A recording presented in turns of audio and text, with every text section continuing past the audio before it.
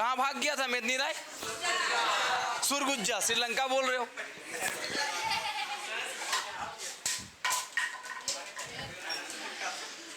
देखो, तो हम लोग देखे थे कि मेदिनी राय सुरगुजा चले गए थे और वहां से सिंह दरवाजा को कौन लेके गया? दाऊद खान। अब कहानी को आगे बढ़ाते हैं। तो कहा जाता है कि कुछ समय के पश्चात पुनः मेदिनी राय सुरगुजा से कहाँ वापस आया? पलामू क्षेत्र पर लौट के आया था। तो लिखेंगे, देखिए, कुछ समय के पश्चात मेदिनी राय, कुछ समय के पश्चात मेदिनी राय, कुछ समय के पश्चात मेदिनी राय, कुछ समय के पश्चात मेदिनी राय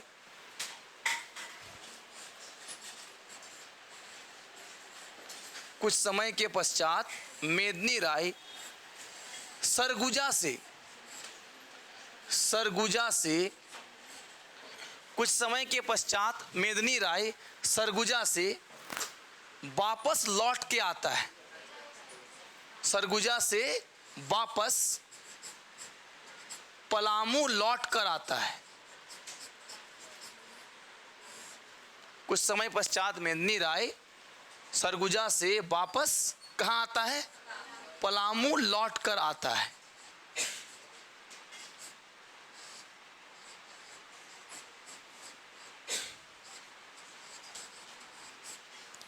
पलामू लौट के आता है, याद रहेगा कि आफ्टर सम टाइम, कुछ समय के पश्चात वापस कौन लौट के आएगा?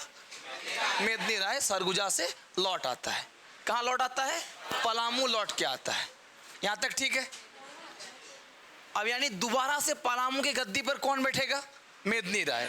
तो लिखिए, मेदिनी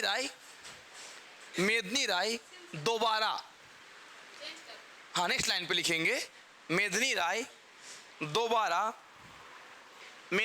दोबारा पलामू का शासक बनता है।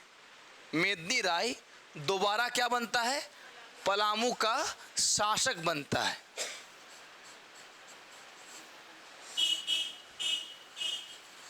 मेदिनी राय दोबारा पलामू का क्या बनता है? शासक बनता है। कौन? मेदिनी राय। मेदिनी राय दोबारा पलामू का शासक बनता है। और इस बार ये मुगलों से पंगा नहीं लेता है। इस बार क्या करता है? खेती बाड़ी में ध्यान देता है। अपने सारे लोगों को कहता है, जनता को कहता है कि किस पे ध्यान दीजिए? खेती में। और खेती इतना अच्छा होता है, इसलिए मेदिनी राय के समय काल को क्या कहते हैं? गोल्डन एरा, स्वर्णिम युग कहते हैं। कारण क्या था कि मेदिनी राय के समय काल में खेती क्या था? चरम पे था, बहुत अच्छी स्थिति में था। तो लिखिए कि मेदिनी राय के द्वारा इस बार खेती पर विशेष ध्यान दिया जाता है। खेती पर विशेष ध्यान दिया जाता है। किस पर ध्यान दिया जाता है? खेती पर। इसी कारण मेदिनी राय के समय काल को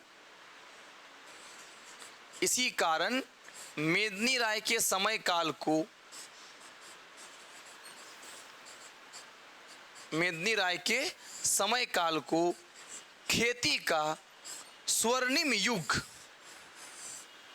गोल्डन एरा ऑफ एग्रीकल्चर, खेती का स्वर्णिम युग कहा जाता है। इसी कारण मेदिनी राय के समय काल को खेती का क्या कहा जाता है? स्वर्णिम युग कहा जाता है। ठीक है, चलिए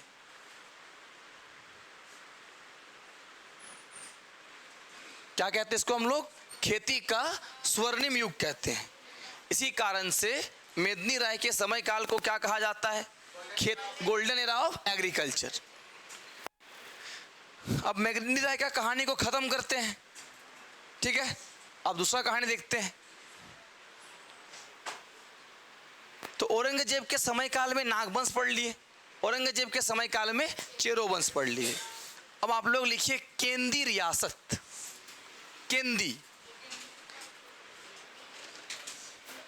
केंदी रियासत।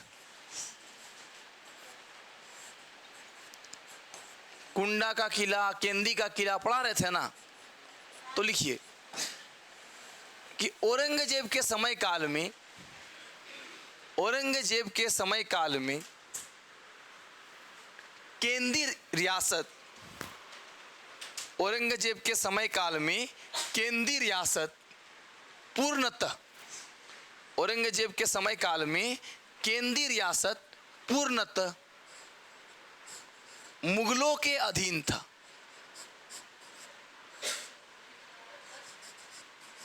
किसके अधीन था?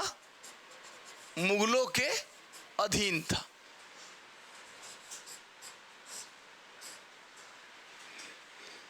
औरंगजेब के समय काल में केंदी रियासत पूर्णतः मुगलों के क्या था? अधीन था। ठीक है, अब हम लोग लिखेंगे कुंडा रियासत। नेक्स्ट क्या लिखना है? कुंडा रियासत। हाँ हाँ, सरायकेला और खरसावां। हाँ नहीं नहीं, ये लोग पहले ही क्या हो जाता, खत्म हो जाता है। कुछ समय के लिए अलग होगा, फिर क्या हो जाएगा? डिमोलिश हो जाएगा। छोटा छोटा था।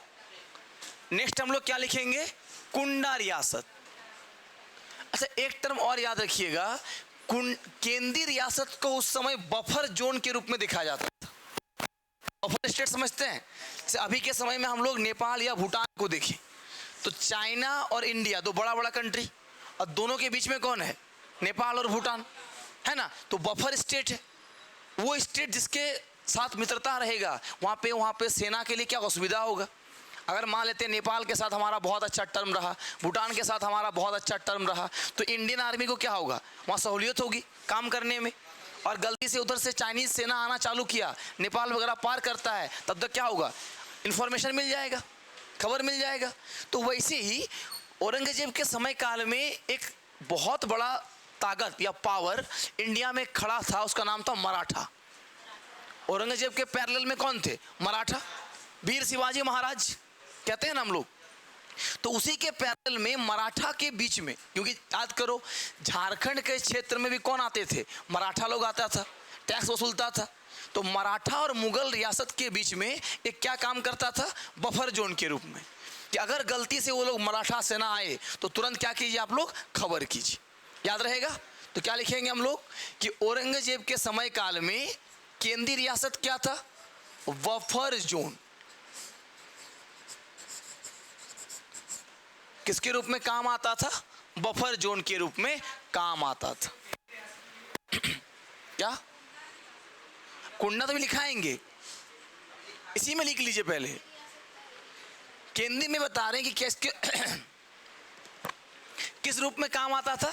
बफर जोन के रूप में। पानी पिलाओ रे।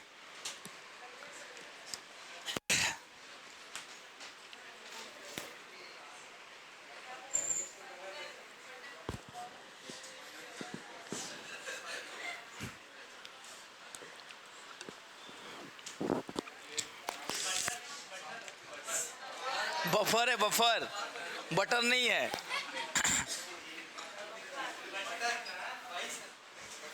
अब ठीक है। अच्छा, एक चीज और, इसमें जो जो सीजीएल वाला लोग है, दुख दर्द हो गया, शौक मना लिए, मना लिए ना, शौक मना लिए, एग्जाम डेट आगे बढ़ गया, रोना धोना हो गया, सब कंप्लीट, फिर से स्टार्ट किया जाए, तो आप लोग का टेस्ट फिर से स्टार्ट होगा। हाँ, कल देखते हैं, कल बातचीत करते हैं हम लोग, और नेक्स्ट वीक से हमारा फिर से जो सेक्शनल टेस्ट चल रहा था वो आप लोग का स्टार्ट हो जाएगा।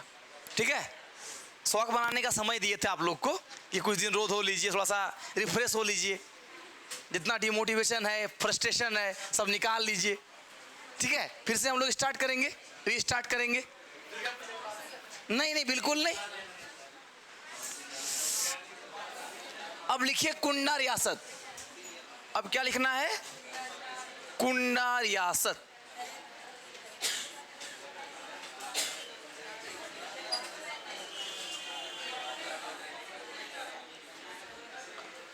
क्या लिखना है?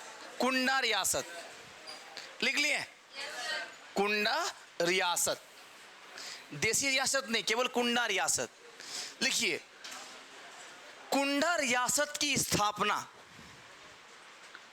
कुंडा रियासत की स्थापना औरंगजेब के, कुंडा रियासत की स्थापना औरंगजेब के समय काल में ही, कुंडा रियासत की स्थापना औरंगजेब के समय काल में ही, औरंगजेब के समय काल में ही एक बुंदेला राजपूत, एक बुंदेला राजपूत, औरंगजेब के समय काल में ही एक बुंदेला राजपूत, क्या लिखने बोले,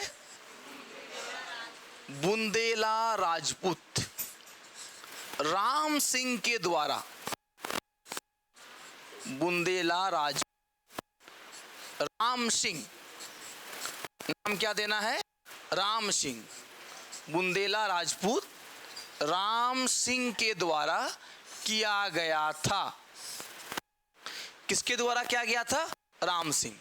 लिख लिए, कुंडा रियासत की स्थापना एक बुंदेला राजपूत राम सिंह के द्वारा किया गया था। क्लियर है, चलिए आगे लिखिए। कुंडा रियासत को, कुंडा रियासत को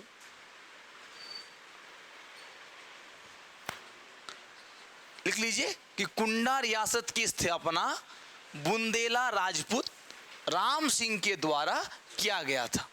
आगे लिखिएगा कि कुंडा रियासत को औरंगजेब ने, लिख लीजिए, कुंडा रियासत को औरंगजेब ने पिंडारी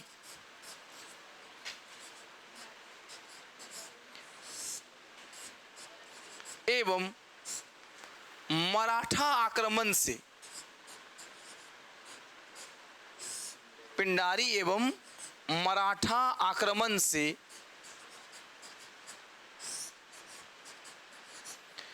बचाव का जिम्मा सौंपा था। पिंडारी और मराठा, एक सलमान खान का मूवी आया था, वीर आया था ना, उस मूवी में आप सुने होंगे पिंडारी। हाँ, पिंडारी जैसे कि एक कम्युनिटी होता है, एक जनजातीय ग्रुप था, ठीक है, एक क्या है, कम्युनिटी, कबीलाई समाज होता है। वो लोगों ने भी बहुत सारे मुगलों को उस समय खदेड़ दिया था। तो क्या लिखे हम लोग, कुंडा रियासत की स्थापना या कुंडा रियासत का ऊपर क्या जिम्मेदार था कि पिंडारी और मराठा आक्रमण से बचाव करना, रक्षा करना, ये किसको जिम्मा दिया गया था, कुंडा रियासत को। क्लियर है यहां तक, चलो आगे, आगे लिखते हैं। लिखिए कि कुंडा रियासत के अधीन, कुंडा रियासत के अधीन उस समय, कुंडा रियासत के अधीन उस समय कुछ दर्रे स्थित थे। अभी तो मान लेते हैं रोड बना हुआ है, उस समय दर्रा होता था, घाटी होता था। तो कुंडा रियासत के अधीन उस समय क्या था, कुछ दर्रा, दर्रा स्थित था। मतलब अगर किसी को आना जाना होगा तो इसी दर्रा से होकर पास होना होगा। पार घाट, भोर घाट, पाल घाट हम लोग पढ़े हैं ना, तो जैसे वो सब अभी भी प्रेजेंट है। तो झारखंड में भी उसमें पहाड़ों वाला क्षेत्र था। अभी तो पहाड़ वहाड़ काट के हम लोग क्या बना लिए हैं, सड़क बना लिए हैं, रोड बना लिए हैं, लेकिन उस समय तो ऐसा नहीं था। तो उस समय की हम लोग बात करें तो कुंडा रियासत में क्या था, कई सारा दर्रा स्थित था। अब इस दर्रा में कौन कौन था, सबसे पहले एक लिखो, तार, बाबल तार,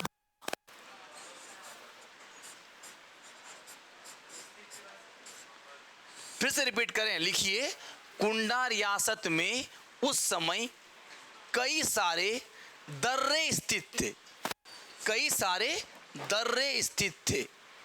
दर्रा मतलब पासेस। पहला क्या लिखे, बाबल तार। दूसरा लिखिए पिम्भूरी, दर्रा सबका नाम है, बाबल तार, दूसरा क्या हो गया, पिम्भूरी। ये जो दोनों दर्रा है, बाबल तार और पिम्भूरी, ये कहां पे था, कुंडा रियासत। और अभी का पूछेगा तो, अभी अगर आपसे पूछे कहां पे था, अभी किस जिला में पड़ेगा, चतरा। कहाँ पड़ेगा? चतरा। तो कहाँ पड़ जाएगा ये लोग? चतरा के आसपास। और दो लिखिए, एक को कहते हैं बरवाडी या बलवाड़ी। कहाँ पड़ता है? लातेहार में। लातेहार में बरवाडी है ना, तो लिखिए बरवाडी। और एक का नाम था नाग। उस समय इस क्षेत्र से आक्रमण होता था, लोग यहां से गुजरते थे। ये दोनों कहां पे है? लातेहार में। हाँ, नाग।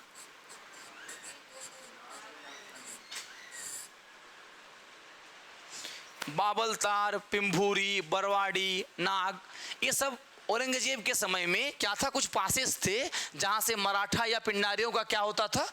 आक्रमण होता था। तो इसी के बचाव का जिम्मा किसके पास था? कुंडा रियासत के पास था कि आपको क्या करना है? बचाव करना है, इन लोगों का इंफॉर्मेशन देना है। तो ये क्या कहानी हुआ? औरंगजेब के समय काल में कुंडा रियासत और केंदी रियासत। क्लियर? चलिए हम लोग राजमहल क्षेत्र को देखते हैं। तो याद कीजिए, राजमहल क्षेत्र में दो तीन कहानी हम लोग पढ़े हैं। जब जहांगीर राजा था उस समय विद्रोह करने कौन आया था? शाहजहां। शाहजादा खुर्रम, उसका बेटा मतलब शाहजहां। उसके बाद क्या हुआ? जब शाहजहां राजा हुआ तो शाह सुजा का विद्रोह हुआ राजमहल क्षेत्र में। और शाह सुजा ने क्या किया? बंगाल की राजधानी राजमहल से हटा के कहाँ भेज दिया? ढाका। और राजमहल में केवल क्या रहा? एक शाही टकसाल, वही बचा था ना। बाकी राजधानी क्या हो गया था? शिफ्ट हो गया था, स्थानांतरित कर दी गई थी। यानी कि उसके बाद से धीरे धीरे राजमहल की समृद्धि क्या हो रहा था? घट रहा था। तो औरंगजेब के समय काल में राजमहल क्षेत्र में दो बड़े बड़े अलग अलग क्षेत्र से, एक बंगाल से और एक उड़ीसा से, दो आक्रमण हुआ और उस क्षेत्र में खूब लूट मचाया। तो लिखेंगे हम लोग कि औरंगजेब के समय काल में, औरंगजेब के समय काल में ही 1695, 96, 1695, 96, 97 लिख लीजिए। औरंगजेब के समय काल में ही, समय क्या है? 1695, 96 उसके आसपास, 1695, 96 लिख लिए। क्या होता है? दो आक्रमण होता है। क्या होगा? दो आक्रमण होगा। हाँ, राजमहल क्षेत्र में औरंगजेब के समय काल में, मतलब 1695, 96 में, 1695, 96 में राजमहल क्षेत्र में दो आक्रमण होगा। कितना आक्रमण? दो। सबसे पहला क्या लिखेंगे? बंगाल के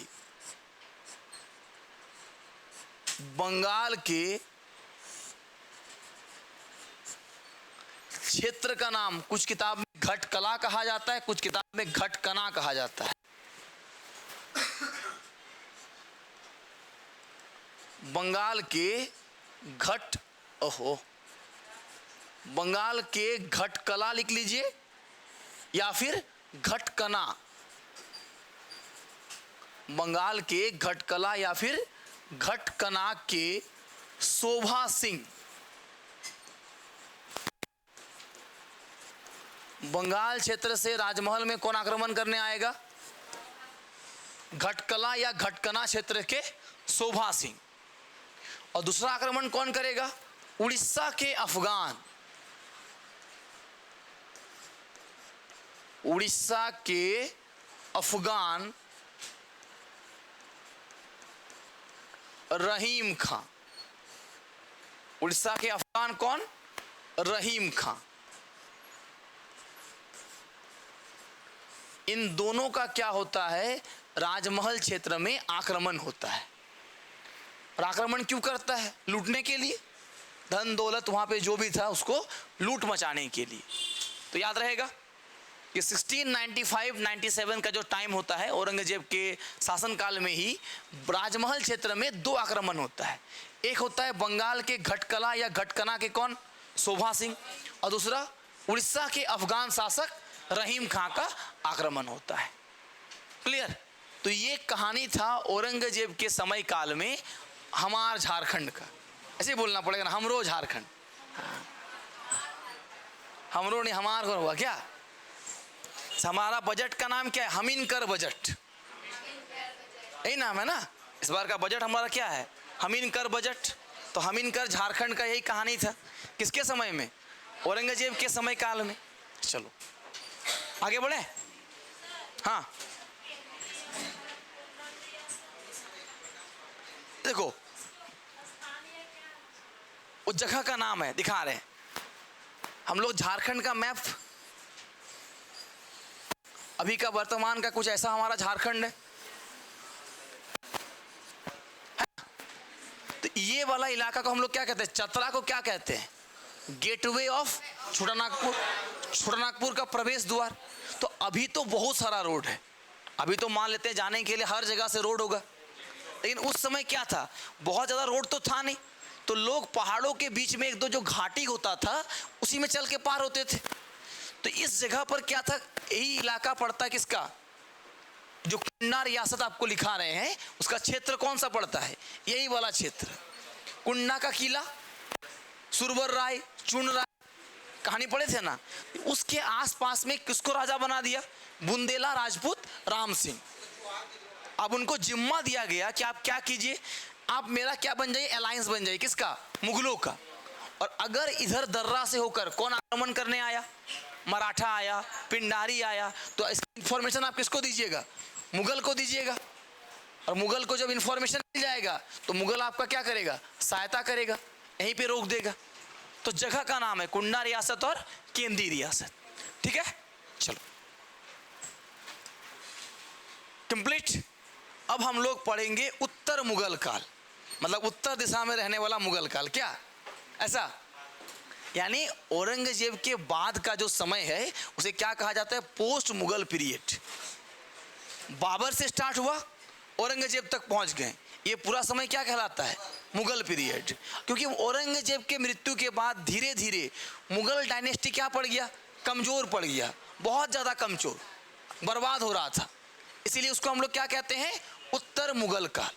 ठीक है, तो देखिए पोस्ट मुगल पीरियड या फिर लेटर मिडवल पीरियड। उत्तर मुगल काल में झारखंड,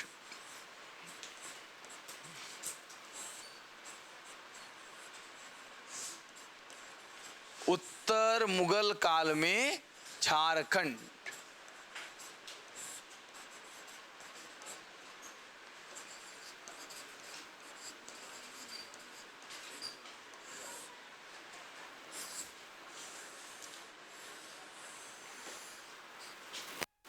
उत्तर मुगल काल में झारखंड। क्लियर?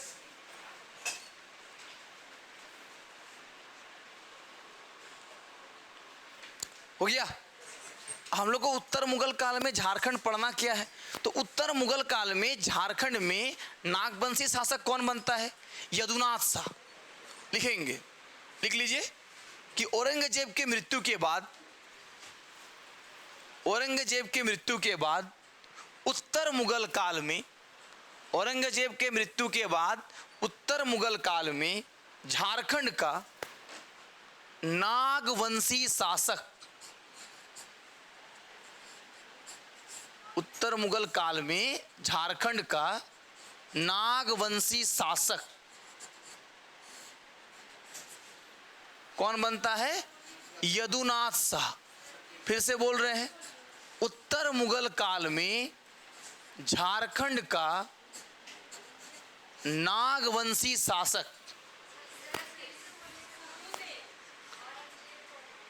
क्या औरंगजेब वाला? हाँ ठीक है। तो उत्तर मुगल काल में नागवंशी शासक कौन रहता है? यदुनाथ शाह। यदुनाथ शाह मतलब औरंगजेब की मृत्यु हो चुकी है, नया राजा बना होगा, देखेंगे कौन बना है नया राजा। और इधर हम क्या लिख रहे हैं? नागवंशी शासक कौन? यदुनाथ शाह। इसके पैरेलल में मुगल बादशाह कौन बनता है? फर्रुखसियर। कौन बनेगा? फर्रुखसियर। और फर्रुखसियर को क्या बोला था? घृणित कायर कहा जाता है ना। क्या लिखेंगे हम लोग कि यदुनाथ शाह के समय काल में मुगल बादशाह कौन रहेगा? फर्रुखसियर।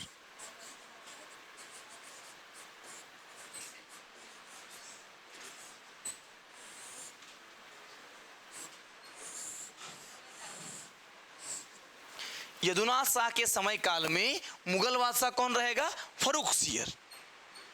फर्रुखसियर कहाँ का बादशाह? मुगल बादशाह। और उसको हम लोग क्या कहते हैं? घृणित कायर कहते हैं। फर्रुखसियर, हाँ सियार नहीं, फर्रुखसियर।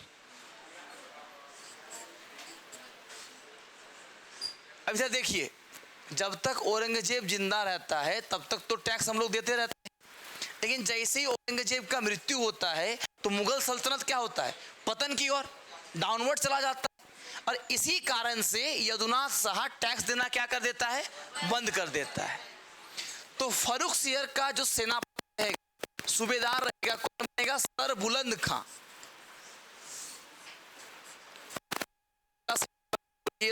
बोलिए कौन रहेगा? सर बुलंद खां। इनको क्या जिम्मा मिलेगा कि आप जाओ और यदुनाथ शाह पे क्या कर दो? आक्रमण कर दो।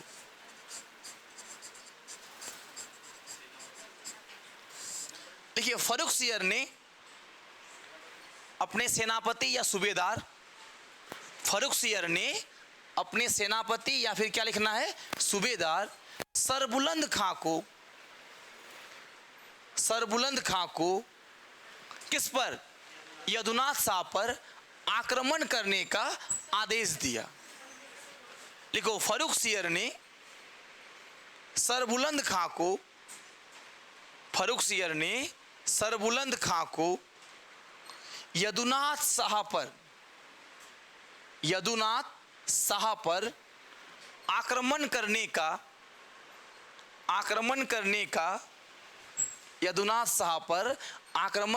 का क्या दिया था? आदेश दिया। ठीक है, आक्रमण करने का आदेश दिया।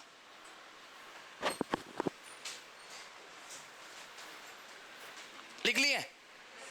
चलो, अब जब देखा यदुनाथ शाह की इतना बड़ा सेना लेके सरबुलंद खां आ रहा है तो क्यों लड़ाई झगड़ा करना? क्या कर लेते हैं? समझौता कर लेते हैं। तो ये यदुनाथ शाह सरबुलंद खां से समझौता करने के लिए किसको भेजेगा? बोधमन दास ठाकुर को। किसको भेजता है? बोधमन दास ठाकुर। इनको भेजा जाता है क्या करने के लिए? समझौता करने के लिए। अब समझौता दोनों के बीच हो भी जाता है और सरबुलंद खां कहता है कि 1 लाख रुपया माल गुजारी देना होगा। कितना? 1 लाख। तो कहता है कि भैया गरीब आदमी कहाँ मिलेगा अचानक से 1 लाख? तो क्या ले लीजिए, 40,000 रुपया ले लीजिए। तो कितना देता है ये लोग? 40,000 रुपया माल गुजारी और कुछ हीरे वगैरह देकर भेज देता है। ठीक है, तो क्या लिखेंगे हम लोग? लिखिए, यदुनाथ शाह ने बोधमन दास ठाकुर को, यदुनाथ शाह ने बोधमन दास ठाकुर को सरबुलंद खां से समझौता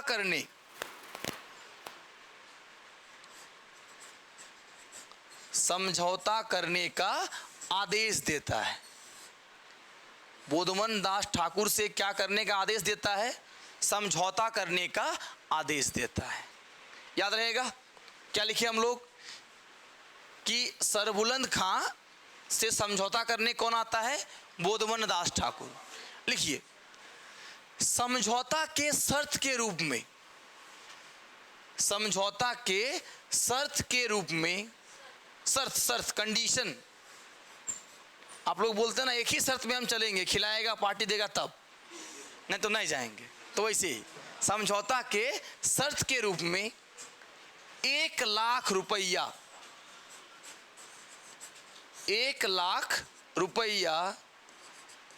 की माल गुजारी, 1 लाख रुपया की मालगुजारी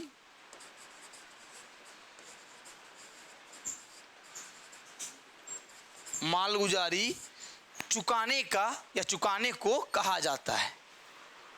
शर्त के रूप में 1 लाख रुपया की मालगुजारी,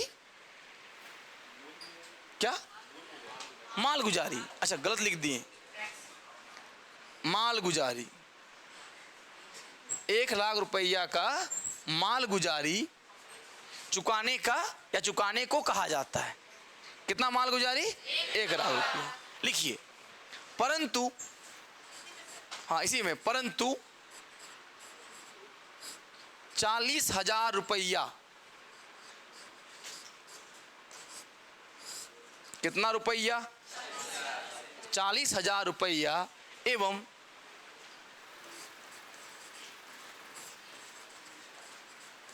एवं कुछ हीरे जवाहरात, कुछ हीरे डायमंड वगैरह, कुछ हीरे जवाहरात के मदद से ये समझौता हो जाता है, ये समझौता हो जाता है और सरबुलंद खां वापस लौट जाता है। सरबुलंद खां कहाँ लौट जाता है? वापस लौट जाता है। सरबुलंद खां वापस लौट जाता है। ठीक है यहां तक?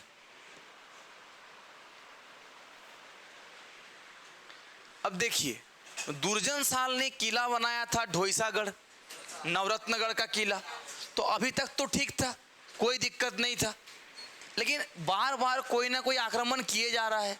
कभी मेदिनी राय कर दे रहा है, कर दिया था ना, तहस नहस कर दिया। कभी पलामू वाला कर दे रहा, तो कभी कौन मुगल वाला आ गया।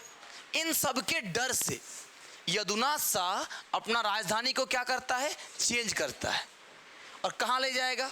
ढोइसा से पालकोट लेके जाता है। तो लिखिए, मुगल आक्रमण के डर से ही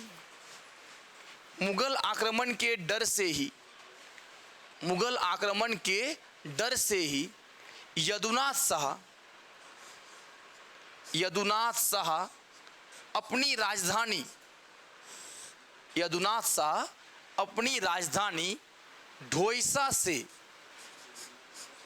अपनी राजधानी ढोइसा से पालकोट स्थानांतरित कर देता है।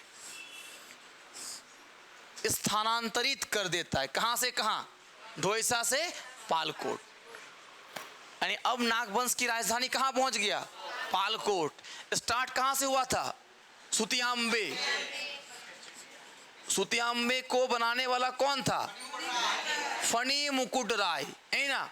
सुतियांबे से कहां आया था? चुटिया कौन लेके आया था? प्रताप राय। चुटिया से कहां आया था? खुकरा कौन लेके आया था? भीमकर्ण। और खुकरा से कहां आया था? ढोइसा। कौन लेके आया था?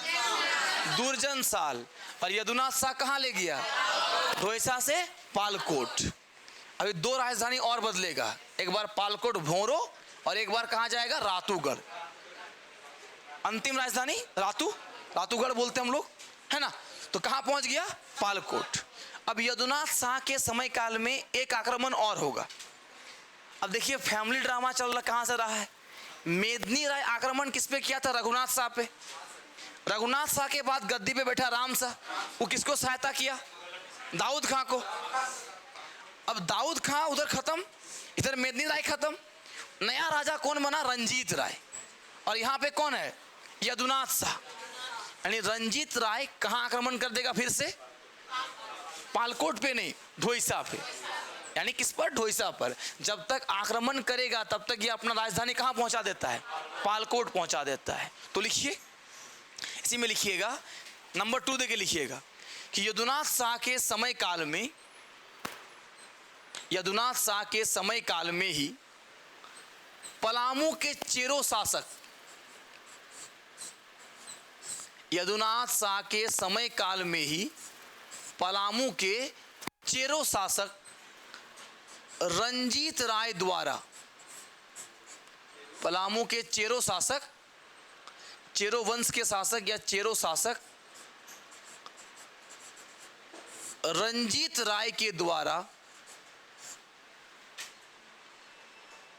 पलामू के चेरो शासक रंजीत राय के द्वारा ढोइसा पर, कहां पर? ढोइसा पर आक्रमण किया जाता है। ढोइसा पर आक्रमण किया जाता है।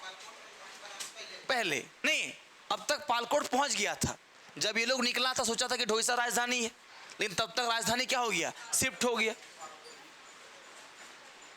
चेरो शासक रंजीत राय ने कहां आक्रमण किया था? ढोइसा पे आक्रमण किया था, लेकिन राजधानी कहां चला गया था? पालकोट चला गया था। तो ये कहानी किसके समय में है? यदुनाथ साहब। क्लियर? अब आगे हम लोग कहानी फिर देखेंगे कि इसके आगे क्या होता है, कौन राजा बनता है। तो आज के लिए इतना ही रखते हैं। धन्यवाद। सही समय पे छुट्टी हो गया ना? चलो।